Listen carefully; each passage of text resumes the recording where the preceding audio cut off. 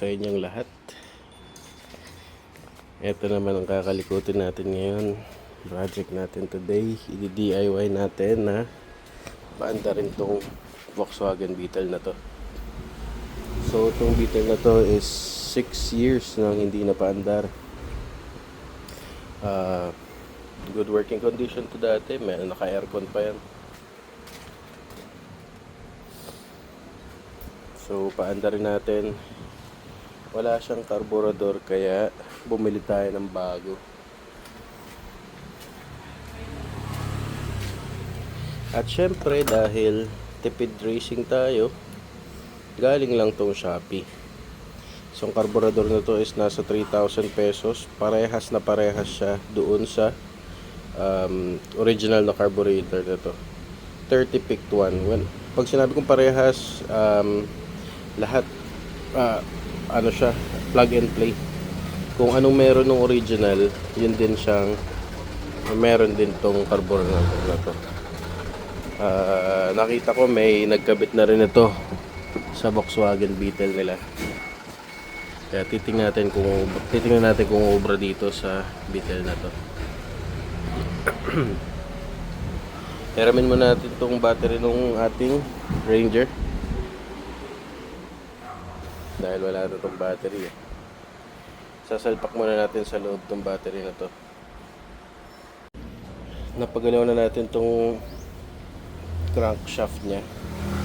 Kaya sure tayo na hindi to nakalock o hindi nag-stock up yung makina. Ang problema natin, hindi gumagana yung starter. Wala. So irerekta natin yung starter, or gagawa tayo ng switch para mapaikot natin yung starter. Medyo mahirapan lang tayo kasi nasa ilalim yung starter nito and sobrang lowered nito. Tingnan nyo naman, mataas pa yung isang dangkal. Kaya jajakan na lang natin yan para makailalim tayo. Kaya pala ayaw niya mag-start kasi wala na yung starter. Dito nakalagay yung starter. Yan. Kaya pala ayaw niya mag-start kasi wala na yung starter. Ito, yun. Diyan nakalagay yung starter niya. Wala na. Ayan. Magandang araw sa lahat. Ito na tayo. Volkswagen Beetle. Ang sobrang tagal ko nang hinihintay na kalikutin. So akala ko sobrang baba kasi niya eh. Ganyan lang.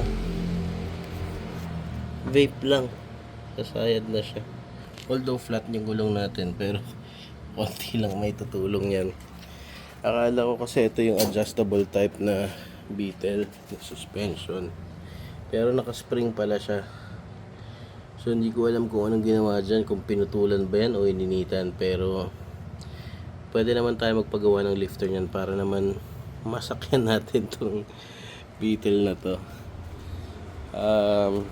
Likod, yan, likod is adjustable naman. So ang gagawin natin ngayon para sa Beetle na to ay kakabitan natin siya ng starter. Wala kasing starter to eh, naikabit dun sa bus. So kakabit natin tong starter na to. Na-testing na natin to, nabili natin to sa Lazada, or sorry, sa Shopee pala. Testing na natin to and umaandar naman to. So kakabit natin to. Wala tayong masyadong oras at baka hindi natin mapastart tong Beetle kasi may work pa tayo eh. So konti-unti lang, kabit muna natin to, then magkakabit tayo ng carburetor dahil wala din tong carburetor, pero may bago na akong binili galing din sa Shopee. Kanya naman tayo, Shopee. So, abangan nyo na lang yung update. Kaanda rin natin yan. Dadalhin natin to from Pasig to Pangasinan. Alright, happy DIY. Ito na yung bago nating starter, kaso problema. Ano yung toolbox natin na punong-puno ng tornilyo, ng spare tornilyo is nasa Pangasinan. Wala tayong kahit ano na pwedeng gamitin para dito. Rough thread to eh. Puro fine thread lang, mga 14 yung meron tayo. At wala tayong makitang spare na 14 dito na pwede natin baklasin para may kabit natin dun. So, ayan, ito lang pala. Sobrang dali lang ma-access na itong starter. So, kailangan nyo lang tanggalin itong gulong na to. Ayan o. Yan na yung lalagyan ng starter. So, gagawin na lang natin ngayon. Kabit na lang natin itong carburetor para meron man lang tayong progress for today. So, matagal kasi itong nakatambak na walang carburetor. Kaya, kung makikita nyo, ayan, puro kalawang na yung ating manifold. So, bago natin ilagay itong gasket, tsaka yung bago nating carburetor, linisin muna natin to. Binarahan ko ng basahan para kahit i-brush natin to, walang malalaglag dito sa loob. Paghugot natin ng basahan, pati yung mga dumi matatanggal. Sige, gawin na natin. Nakabit na natin yung carb. Nilagay ko lang to para lang kasi matatambak na naman tong sasakyan dito, and ayoko naka-expose yung carb pag nakatambak yung sasakyan. So tinakpan lang muna natin para hindi pasukan ng kung ano-ano. And kalimutan ko na kung kasama nung carb yung nipple dito eh, para malak, pero wala siya. Pero kayang-kayang diskarte ni Tinker Max yan. Alambrehan ko lang muna yan pansamantagal para magamit pagka na-start na natin. So meron pa tayong isang araw dito sa Manila para magawa tong sasakyan na to. Bukas bibili ako ng hardware para doon sa starter. Maikabit natin yung starter at mapastart na natin to sana. Gusto ko sana to maikot kahit dito lang sa village, kahit isang ikot lang bago tayo umuwi ng Pangasinan. At least malaman ko na umaandar pa tong sasakyan na to, or pagbalik ko dito sa Manila isa-start ko na lang to and okay na. Fuel lines, okay. So bumili ako ng fuel filter para ilalagay natin dito para alam natin kung meron bang pumapasok na gasolina sa carb pagka sinastart natin. Saktong sakto yung starter. Wala siyang line dito para sa magnetic switch, pero madali na lang yan. Meron tayo dito malapit na positive source. Itatap muna natin yan dyan para lang ma-activate natin to magnetic switch. Yun lang siguro yung magagawa natin today. Hanggang sa muli, happy DIY. Kinabukasan na, dami kong binili ng tornilyo kasi hindi ko alam yung size.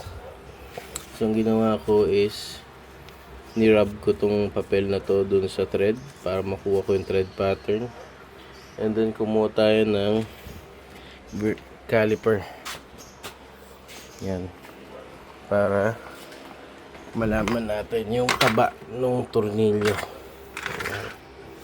So ito yung mga nakuha natin. Meron daw kasi dalawang klase ng rough thread. Hindi ako magaling sa tornilyo eh. Meron daw standard tsaka yung ano, pero magkalapit sila konti. Pero ang nanalo itong itim. Yan, ito ang pasok sa ating starter bolt. Kaya kabit na natin. So wakas nakabit na rin natin yung starter. Dalawang balik tayo sa king bolt. At yan yung mga ito yung mga sobra natin tornilyo na binili natin just in case na kahit yung kailangan natin. So akala ko kasi yung starter is dalawang tornilyong ganito para maikabit, pero hindi. Meron siyang actually mas mahaba dito. Ito yung sample na dinala ko. Kailangan na bumili kasi ako ng 1 inch na mas mahaba dahil from starter tagos yan, from transmission papunta sa makina. Ayan. Ayan o. Tagusan siya. So, pati yung kabila meron. So, kailangan kong bumili ng mas mahaba dahil kulang to. Kaya, ayan. Nakadalawang trip tayo sa King Bolt. Pero, ayan. Nakabit na natin siya. Nakabit natin dagdag na ground. Yung positive supply. Tapos, yung switch mula sa ignition. Ayan. Nakikabit ko na siya. So, unfortunately, wala na tayong oras. Kailangan na natin mag-prepare para sa trabaho. Kaya bukas ulit. Naubos natin yung 4 na oras. O 3 oras lang pala. Para lang sa paghanap ng tornilyo. Pero ganun talaga, kailangan gawin natin yung mga bagay na yan para sa mga project natin. Para mabuhay yung mga project natin. Happy DIY!